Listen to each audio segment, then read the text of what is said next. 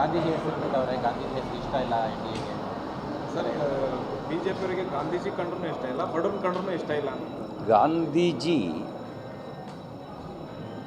ತನ್ನ ತತ್ವದ ಕಾರಣಕ್ಕಾಗಿ, ತನ್ನ ಬದುಕಿನ ಕಾರಣಕ್ಕಾಗಿ ಜನಮಾನಸದಲ್ಲಿ ಉಳ್ಕೊಂಡ್ರು. ಕೇವಲ ಹೆಸರಿನ ಕಾರಣಕ್ಕಲ್ಲ. ಕೆಲವರು ತತ್ವವನ್ನು ಬಿಟ್ಟರು, ಗಾಂಧಿ ಹೆಸರಿಟ್ಕೊಂಡ್ರು, ಮಾಡಬಾರ್ದೆಲ್ಲ ಮಾಡಿದ್ರು. ತುರ್ತು ಪರಿಸ್ಥಿತಿ ಹೇರಿದರು, ಭ್ರಷ್ಟಾಚಾರ ಮಾಡಿದ್ರು, ರಾಷ್ಟ್ರದ ಸಮಗ್ರತೆಗೆ ಧಕ್ಕೆ ತರುವ ರೀತಿಯಲ್ಲಿ ಭಯೋತ್ಪಾದಕ ಸಂಘಟನೆಗಳ ಜೊತೆಗೂ ಕೂಡ ರಾಜಕೀಯ ಲಾಭಕ್ಕೆ ಕೈ ಓಡಿಸ್ಬಿಟ್ರು. ಇದು ಗಾಂಧಿ ತತ್ವಕ್ಕೆ ಮಾಡುವ ವಿರೋಧ ಆಗುತ್ತೆ. ಕಾಂಗ್ರೆಸ್ಸಿಗೆ ಗಾಂಧಿ ಹೆಸರು ಬೇಕು, ಗಾಂಧಿ ತತ್ವ ಬೇಡ. ನಮಗೆ ಗಾಂಧಿ ತತ್ವ ಬೇಕು. ಗಾಂಧಿ ತತ್ವ ಅಂದರೆ ದೇಶನ ಪ್ರೀತಿಸೋದು, ವೋಟ್ ಮಾತ್ರ ಅಲ್ಲ, ದೇಶನ ಪ್ರೀತಿಸಬೇಕು. ದೇಶ ಮೊದಲು ಅನ್ನೋ ತತ್ವ ಗಾಂಧಿ ತತ್ವ. ಭ್ರಷ್ಟಾಚಾರ ಮಾಡೋದು ಗಾಂಧಿ ತತ್ವ ಅಲ್ಲ. ರೇಟ್ ಕಾರ್ಡ್ ಫಿಕ್ಸ್ ಮಾಡೋದು ಗಾಂಧಿ ತತ್ವ ಅಲ್ಲ. ಜಾತಿ ಜಾತಿ ಸಮಾಜ ಒಡೆಯೋದು ಗಾಂಧಿ ತತ್ವ ಅಲ್ಲ. ನೀತಿ ಹಿಡ್ಕೊಳ್ಳೋದು ಗಾಂಧಿ ತತ್ವ. ನೀತಿ ಬಿಟ್ಟು ಜಾತಿ ಜಾತಿ ಹಿಡ್ಕೊಂಡು ಜಾತಿ ಜಾತಿ ಹೊಡೆದಾಡಿಸಿ ರಾಜಕೀಯ ಲಾಭ ಮಾಡಿಕೊಂಡು ಸ್ವಾರ್ಥದ ರಾಜಕಾರಣ ಮಾಡೋದು ಗಾಂಧಿ ತತ್ವ ಅಲ್ಲ. ಹಾಗಾಗಿ ನಾವು ತತ್ವದ ಪ್ರತಿಪಾದಕರು. ಗಾಂಧಿ ಹೆಸರಿಟ್ಕೊಂಡು ಮಾಡಬಾರ್ದೆಲ್ಲ ಮಾಡೋದಕ್ಕೆ ಅದನ್ನು ಸಮರ್ಥನೆ ಮಾಡೋರಲ್ಲ. ಪದೇ ಪದೇ ಕೇಂದ್ರ ಸರ್ಕಾರದಿಂದ ಹಣ ಬಂದಿಲ್ಲ ಅಂತ, ಅದು ಸ್ಥಳೀಯ ಸಂಸ್ಥೆಗಳ ಚುನಾವಣೆ ಆಗಿಲ್ಲ, ಹೀಗಾಗಿ ಕೇಂದ್ರದಿಂದ ಅನುದಾನ ಬಂದಿಲ್ಲ ಅನ್ನೋದು. ಅದು ಬಿಜೆಪಿಯೂ ಕೂಡ ಚುನಾವಣೆ ಮಾಡಲಿಲ್ಲ. ಅದು ಮ್ಯಾಂಡೇಟ್ರಿ. ಈಗ ಕೇಂದ್ರ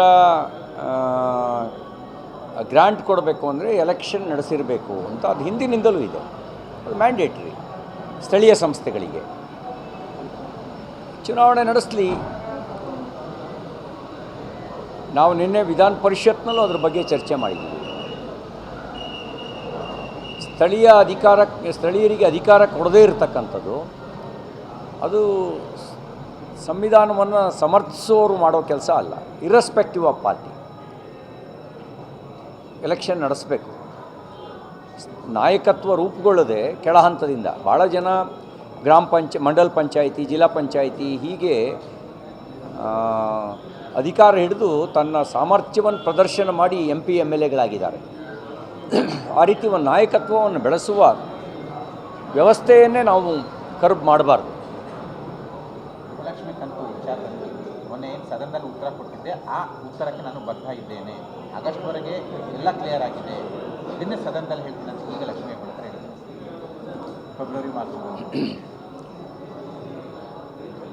ಫೆಬ್ರವರಿ ಮಾರ್ಚ್ದು ಹಣ ಬಂದಿಲ್ಲ ಅನ್ನುವಂಥದ್ದು ಮತ್ತು ಎಲ್ಲರಿಗೂ ಹಣ ಬಂದಿಲ್ಲ, ಕೆಲವರಿಗೆ ಒಂದು ತಿಂಗಳು ಬರುತ್ತೆ, ಇನ್ನೊಂದು ತಿಂಗಳು ಬರಲ್ಲ ಅನ್ನುವಂಥ ದೂರುಗಳೇನಿದ್ದಾವೆ, ಈ ದೂರಿನ ಸತ್ಯಾಸತ್ಯತೆಯನ್ನು ಪರಿಶೀಲನೆ ಮಾಡೋದಕ್ಕೆ ಸರ್ಕಾರ ನ್ಯಾಯಾಂಗ ತನಿಖೆ ಮಾಡಲಿ.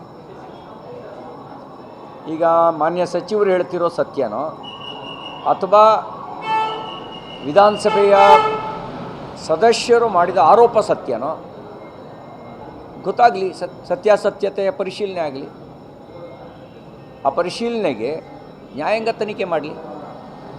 ನ್ಯಾಯಾಂಗ ತನಿಖೆ ಮಾಡಿದ ಸತ್ಯ ಗೊತ್ತಾಗುತ್ತಲ್ಲ. ಹಾಗಾಗಿ ನಾನು ಅವರ ಹೇಳಿಕೆಯನ್ನು ಸಾರಾಸಟ್ಟಾಗಿ ತಿರಸ್ಕಾರನೂ ಮಾಡಲ್ಲ, ಸಮರ್ಥನೆಯೂ ಮಾಡಲ್ಲ. ಸತ್ಯಾಸತ್ಯತೆಯ ಪರಿಶೀಲನೆಗೆ ನ್ಯಾಯಾಂಗ ತನಿಖೆ ಆಗಲಿ. 2 ತಿಂಗಳ ಅಮೌಂಟ್ 5,000 ಕೋಟಿ ಎಲ್ಲೋಯ್ತು ಅಂತ ಪ್ರಶ್ನೆ ಸರ್ ಬಿಜೆಪಿ ಪಾರ್ಟಿ.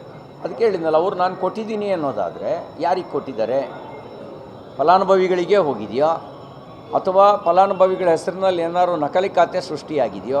ಏಕೆ ನೋಡಿ, ಈ ವಾಲ್ಮೀಕಿ ಅಭಿವೃದ್ಧಿ ನಿಗಮದಲ್ಲಿ ಬಾರಿಗೆ, ಚಿನ್ನದ ಅಂಗಡಿಗೆ, ಕಾರ್ ಶೋರೂಮ್ಗೆಲ್ಲ ಹೋಗ್ಬಿಡ್ತು. ಹೆಸರು ವಾಲ್ಮೀಕಿ ಸ್ಕೀಮು. ಹೋಗಬೇಕಾಗಿದ್ದು ಪರಿಶಿಷ್ಟ ಪಂಗಡದ ಜನ ತನ್ನ ವ್ಯಾಪಾರಕ್ಕೆ, ಭೂಮಿ ಖರೀದಿಗೆ, ಇದಕ್ಕೆ ಬಳಕೆ ಆಗಬೇಕಾಗಿತ್ತು. ಬಳಕೆ ಆಗಿದ್ದೆಲ್ಲಿಗೆ? ಎಲೆಕ್ಷನಿಗೆ. ಹಾಗಾಗಿ ಇಂಥ ಒಂದು ಕುಖ್ಯಾತಿ ಈ ಸರ್ಕಾರಕ್ಕೆ ಇರೋದರಿಂದ, ಈ ಸರ್ಕಾರದಲ್ಲಿ ಇದ್ದ ಕೆಲವು ಸಚಿವರೇ ಅದನ್ನು ಮಾಡಿರೋದ್ರಿಂದ ನಾವು ಯಾವುದನ್ನೂ ಸಾರಾಸಟ್ಟಾಗಿ ನಂಬುವ ಸ್ಥಿತಿಯಲ್ಲಿ ಇಲ್ಲ. ಹಾಗಾಗಿ ನ್ಯಾಯಾಂಗ ತನಿಖೆ ಆಗಲಿ.